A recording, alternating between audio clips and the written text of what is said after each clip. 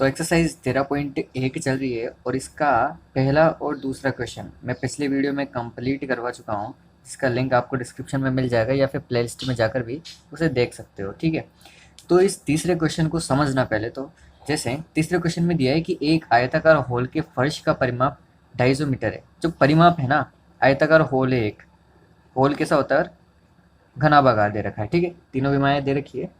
तो जो आयताकार है ना, आयताकार से क्या बनता है, घनाभ बनता है। इसलिए ये जो है ना होल, ये किस प्रकार का है, घनाभ के आकार का।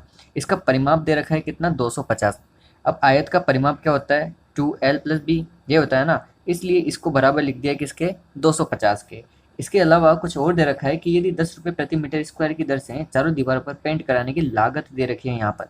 अब कुल लागत कितनी आ रही है, 15,000 रुपये। अगर कुल लागत में हम दर का भाग दे दें ना, तब हमारे पास निकल कर आ जाएगा इसका कुल क्षेत्रफल कितना है। क्योंकि अगर कुल लागत में हम डिवाइड कर देंगे दर का, तो इसका निकल कर आ जाएगा क्षेत्रफल कितना होगा। अगर क्षेत्रफल आ गया और परिमाप आ गया, तो इससे हम निकाल लेंगे इसकी ऊंचाई। क्या पूछा है इसमें, ऊंचाई पूछा है कि इस होल की ऊंचाई ज्ञात कीजिए। तो पहली स्टेप रहेगी इसको लिखना और फिर यहाँ से क्षेत्रफल निकालना। ठीक है, अब निकालते हैं। पहले दे रखा है ना परिमाप, तो लिखेंगे यहाँ पर क्या, कि इसका परिमाप क्या है। तो परिमाप तुम्हें दे रखा है 250 मीटर। परिमाप दे रखा है कितना, 250 मीटर। अब परिमाप का फॉर्मूला क्या होता है उसे भी लिख लेते हैं, ताकि साथ का साथ ध्यान रहेगा। 2l+b इक्वल्स टू दे रखा है 250 मीटर। यहाँ तक लिखने के बाद हमें क्या दे रखा था, आगे इस दीवार में पेंट करने की लागत दे रखी थी कितनी, 15,000। पहले तो वो लिखते हैं ना जो दिया हुआ है, इसलिए वो भी लिखेंगे कि चारों दीवारों में पेंट कराने की लागत कितनी है। क्या लिखेंगे कि चारों दीवारों में पेंट की लागत कितनी दे रखी है, वो दे रखी है 15,000 रुपये। कितनी दे रखी है, 15,000 रुपये। और चारों दीवारों में पेंट की दर भी दे रखी है, तो उसे भी लिख लेंगे, क्योंकि सबसे पहले इसमें यही लिखना जो दे रखा है, चारों दीवारों में पेंट की दर। चारों दीवारों में पेंट करने की दर भी तुम्हें दे रखी है, तो वो भी लिख लेंगे। कितनी दे रखी है, 10 रुपये प्रति मीटर स्क्वायर। ठीक है, ये दे रखी है तुम्हें दर कितनी, 10 रुपये प्रति मीटर स्क्वायर। तो यहाँ से क्या निकालेंगे हम, कहा था मैंने कि अगर कुल लागत में दर का डिवाइड कर देंगे तो क्या आ जाएगा, कुल क्षेत्रफल आ जाएगा। इसलिए यहाँ से क्या निकलेगा, चारों दीवारों का क्षेत्रफल। तो उसे भी लिखेंगे चारों दीवारों का क्षेत्रफल। तो जो चारों दीवारों का क्षेत्रफल है ना, वो कैसे निकलेगा, 15,000 में डिवाइड कर देंगे हम किसका, 10 का। तो यहाँ से निकल कर आ जाएगा तुम्हारा कितना क्षेत्रफल, 1500 मीटर स्क्वायर। ये आ जाएगा तुम्हारा कुल क्षेत्रफल। और कमरे की चारों दीवारों का क्षेत्रफल क्या होता है, उस फॉर्मूले के अनुसार यहाँ से क्या निकाल लेंगे हम, h निकाल लेंगे। ठीक है, क्योंकि कमरे की चारों दीवारों का क्षेत्रफल क्या होता है, उसका भी फॉर्मूला होता है चारों दीवारों का क्षेत्रफल।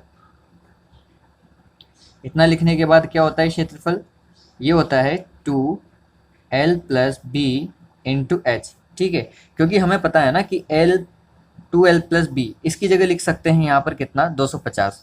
और यहाँ पर दीवारों का क्षेत्रफल हमें ज्ञात है, तो ये भी ज्ञात है हमें और ये भी ज्ञात है, तो यहाँ से निकाल लेंगे ना h का मान।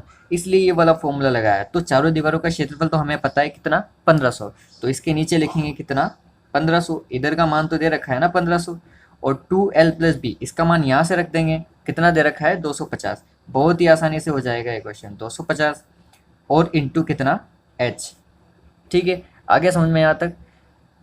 h का मान यहाँ से निकाल लेंगे, कैसे निकलेगा, ये 250 इधर, 250 इधर, मल्टीप्लाई में है, इधर आएगा तो किस में आ जाएगा, डिवाइड में। इसलिए 1500 डिवाइड बाई कितना हो जाएगा, 250।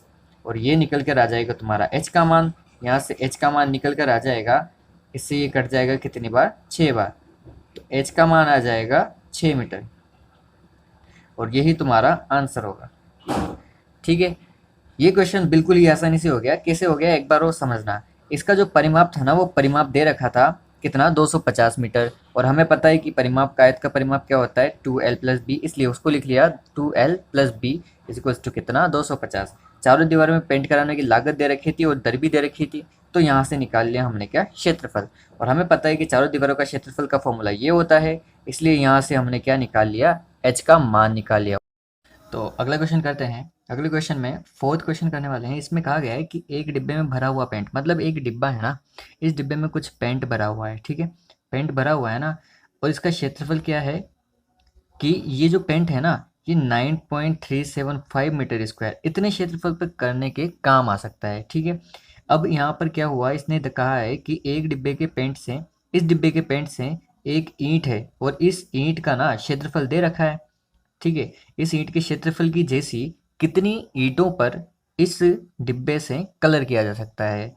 तो ऐसा पूछा है ना, इसके लिए क्या करेंगे अब समझना। जैसे हम पहले तो इसका जो क्षेत्रफल है ना वो मीटर स्क्वायर में दे रखा है, और उसकी विमाएँ जो है ना ईंट की, वो दे रखी है सेंटीमीटर स्क्वायर में, ठीक है। तो पहले तो इसको कन्वर्ट कर लेंगे हम किस में, सेंटीमीटर स्क्वायर में। यहाँ मीटर स्क्वायर है ना, तो 2 बार मल्टीप्लाई करना होगा हमें, तो इसको 2 बार मल्टीप्लाई कर लेंगे यहाँ से। तो यहाँ से आ जाएगा इसका आंसर 93750 सेंटीमीटर स्क्वायर, ठीक है। मतलब ये तो आ जाएगा इस पेंट का कुल क्षेत्रफल, जितने क्षेत्रफल में ये पेंट पेंट करने के काम आ सकता है, ये टोटल क्षेत्रफल आ जाएगा। यहाँ से निकाल लेंगे एक ईंट का क्षेत्रफल, इनकी तीनों विमाएँ दे रखी है, तीनों विमाओं से क्या निकाल लेंगे, एक ईंट का क्षेत्रफल। और फिर जैसे ही इस क्षेत्रफल में एक ईंट का डिवाइड कर देंगे तो हमारे पास आ जाएगी कुल ईंटें, कितनी ईंटों में ये पेंट किया जा सकता है। बहुत आसान क्वेश्चन है, तो इसको लिखना स्टार्ट करते हैं। पहले तो निकालेंगे हम पेंट करने का जो क्षेत्रफल है ना, उसे लिखते हैं। पेंट करने का जो क्षेत्रफल है उसे लिखेंगे, कितना दे रखा है, और वो क्षेत्रफल वो दे रखा है 9.375 मीटर स्क्वायर, ठीक है। इतना क्षेत्रफल दे रखा है, और इस मीटर स्क्वायर को किस में चेंज करेंगे, कहा था ना सेंटीमीटर स्क्वायर में, क्योंकि ईंट की जो विमाएँ हैं वो सेंटीमीटर में दे रखी है, ठीक है। यहाँ से कन्वर्ट करेंगे। अगर ये मीटर स्क्वायर दे रखा है ना, तो इसको 2 बार मल्टीप्लाई करना पड़ेगा, किससे, 100 से, और ये किस में हो जाएगा फिर, सेंटीमीटर स्क्वायर में। तो जब यहाँ से मल्टीप्लाई करेंगे तो ये आ जाएगा 93750 सेंटीमीटर स्क्वायर। अब ये क्षेत्रफल हो गया किसमें, सेंटीमीटर स्क्वायर में। इतना होने के बाद अब क्या है, ईंट का क्षेत्रफल निकाल लेंगे हम। जो ईंट की विमाएँ दे रखी है ना, उसके अनुसार ईंट का क्षेत्रफल निकाल लेंगे। ईंट की विमाएँ भी दे रखी है, और इसका क्षेत्रफल निकालने के लिए किसका फॉर्मूला लगाएंगे कि जो ईंट है ना वो किस प्रकार है, घनाभागार, क्योंकि तीनों विमाएँ अलग अलग दे रखी है, 22.5, 10 और 7.5, तीनों विमाएँ अलग अलग है ना। तो सूत्र लगाएंगे घनाभ का क्षेत्रफल का, LB plus BH plus HL। ये फॉर्मूला लगाया और इसमें वैल्यू रख देंगे बस 2, लंबाई की जगह रख देंगे 22.5 मल्टीप्लाई बाई चौड़ाई की जगह 10, और इस प्रकार वैल्यू सारी रख देंगे इसमें। और फिर इनको जब कैलकुलेट करेंगे ना तो हमारा आंसर निकल कर आ जाएगा यहाँ से 7.5 मल्टीप्लाई बाय 225, ठीक है। इसके बाद क्या हुआ, जब इन दोनों को मल्टीप्लाई करेंगे ना तो तुम्हारा आ जाएगा यहाँ से 225, प्लस इन दोनों को मल्टीप्लाई करोगे तो आ जाएगा 75, और प्लस 7.5 और 22.5 इन दोनों को मल्टीप्लाई करोगे तो आ जाएगा 168.75, ठीक है। आगे क्या करना है, इन तीनों को प्लस करेंगे, तो मल्टीप्लाई करेंगे किससे, प्लस करने पर आ जाएगा 468.75, और जब इनको सोल्व करोगे ना तो ये निकल कर आएगा तुम्हारा 937.5। ये सब कैलकुलेशन ही है बस, और ये तो तुम्हें करनी ही होगी, ठीक है। कैसे किया, पेंट करवाने का जो क्षेत्रफल था ना वो सेंटीमीटर स्क्वायर में चेंज किया है बस, पहले मीटर स्क्वायर में दे रखा था, चेंज किया किस में, सेंटीमीटर स्क्वायर में, ठीक है। और यहाँ से ईंट का क्षेत्रफल निकाल लिया, ईंट की तीनों विमाएँ क्वेश्चन में दे रखी है, ठीक है।